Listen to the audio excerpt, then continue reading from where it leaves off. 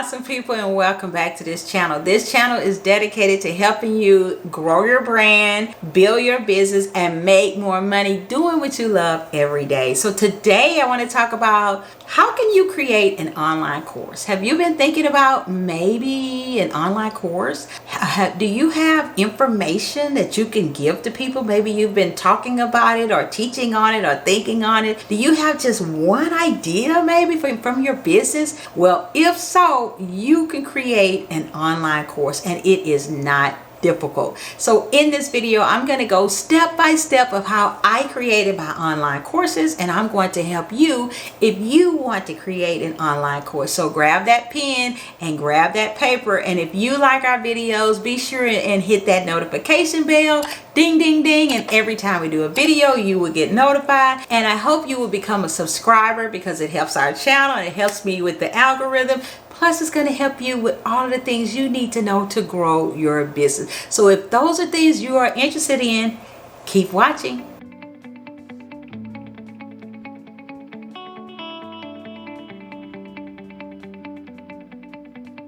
Well, hello and welcome back. So as you guys know, I am Marsha Hudson, your digital marketing and brand strategist. And today let's talk about how to create an online course step by step. I'm going to give you step by step, and I hope you have your pen and paper because it's not difficult. Not today. It used to be a lot. You had to have all of this equipment and you had to have all of this information, and it was just a lot. Well, not anymore. Okay, so let's dive in.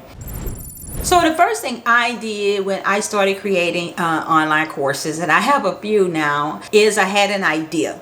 Okay. And so I thought about what is it that my clients have been asking me about all of the time. And I would just write those things down, and they were asking me about how to grow your email list, and they were asking me about what kind of content to post on social media and how can I brand my business. And so I just kind of wrote all of those things down, and I work with entrepreneurs, solopreneurs, side hustlers, and I thought about their schedules and things like that. So I had an idea, and once I had that idea, I thought, okay, I'm going to create an email marketing course. And of course I created a content creation course, and then I created a how to train your mind for success course, and that course is free on my site at marshalynnhudson.com. And then I'm like, okay, I'm on a roll with this creating courses because it just wasn't difficult. So I started with the idea. And then secondly, then I thought about, okay, let me research my idea just to make sure people want it and people will buy it. So I sent an email to my followers and my subscribers, and I posted and I said, I'm thinking about making this course on how to grow your email list from ground zero. Would that be something you'd be interested in? And I got a really nice group of responses like, yes, I'm trying to grow my email list. And so that's pretty much how it got going. Number one was an idea. Number two, I had to do my research because you don't want to put a course together if you don't know what people wanted. Other ways you can find out if people would be interested in your course, in case you don't have a list or whatever, is you can go to Google and put the title into Google and see if you see things coming up, people are interested in that. Okay, that's the good thing. You may say, well, there's a lot that came up, then it's too many or it's too much competition. No, if you see your topic coming up, people are interested, and it is enough of people that go around, so you can create a course. So not only Google, you can go to Quora and type in your title and see if that comes up. You can go to Medium, you can go to Amazon and see if there are books on it. There's just so many ways to do your research, or like I did, I just asked my people. So when you have an idea, the second thing is you want to do your research, right? Okay, so the third thing is now you want to start putting content out there around your topic. For instance, I started putting a lot of free content out there on email marketing. I would give a talk on Clubhouse on how to grow your email list. I would do a Zoom training on email marketing. I would do a Facebook Live. I just started putting a lot of content out there on email marketing and how to grow your email list from ground zero, and lead magnets and titles and things like that. And you might say, well, if you're giving all of that information free, why would somebody buy the course? That is a great question, because free information just kind of gives you the information or the why you should do something, but the paid gives the how to do it, how to transform, how to, you know, take it from just getting the knowledge to actual transformation. So you never have to worry about giving free content, because people can't get everything they need from free content. They need the straight path to taking this content and getting the transformation that they need in their lives, which is growing their email list, right? So never worry about giving free content, but that's good to give that, because you position yourself as an authority. You know, you put information out there, you let people get to know you, and people say, wow, if this is free, I can't wait to see what's behind the paid door, right? So don't worry about that, but you do want to create buzz around your topic. And when I say buzz, it could be on an Instagram live or a Facebook live or a Zoom session or a webinar. So you want to create buzz about your topic, right?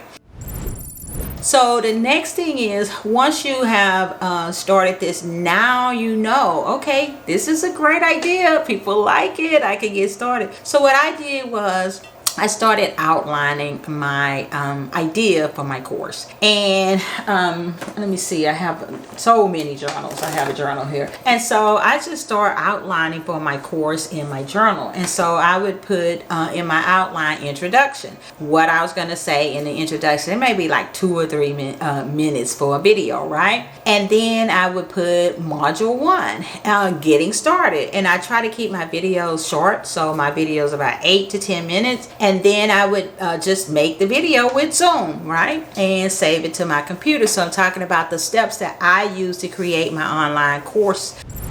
And then I would go to module 2. Then I may talk about titles that people will open. Then I may go into landing pages. So you kind of get the idea. So what I did was, I just wrote down the module name for what each short video would be. And I try to keep the video to 8 to 10 minutes. You know, people are busy and, you know, they want to get through, they want to learn, and they want to keep it moving, right? And I came up with about 8 or 9 short modules on how to grow your email list from ground zero. Now, when you put this course together, make sure that what your title is, they can actually do it, right? So when people take my course, how to grow your list, your email list from ground zero, they actually will know how to do it and how to implement it, right? So now you just write down your things. Now, it doesn't even have to be that long. I have purchased courses from people and they were 4 short videos and they were good.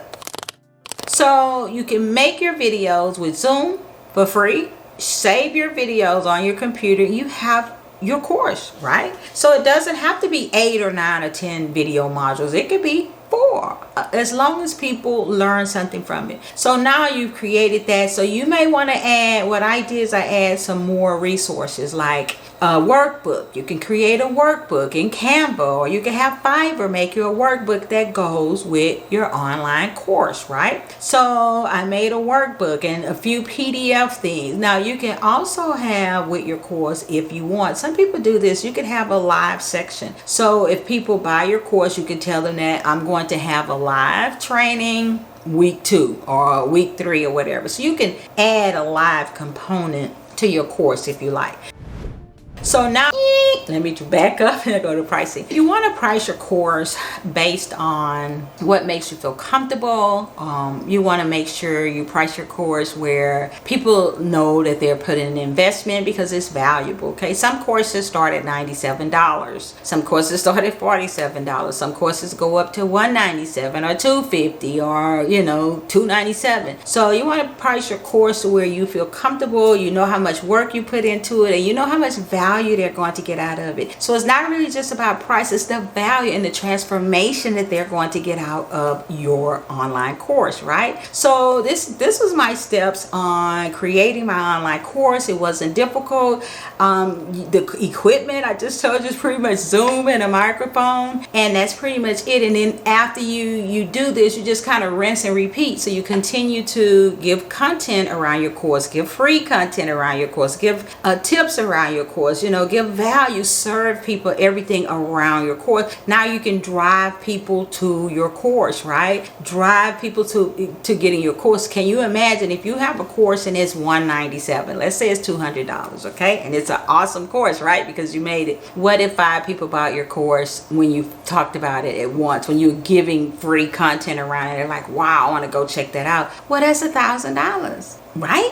What if the next week you were giving information, you were serving around your course, it's $200 and 10 people bought it? Well, that's $2,000, right?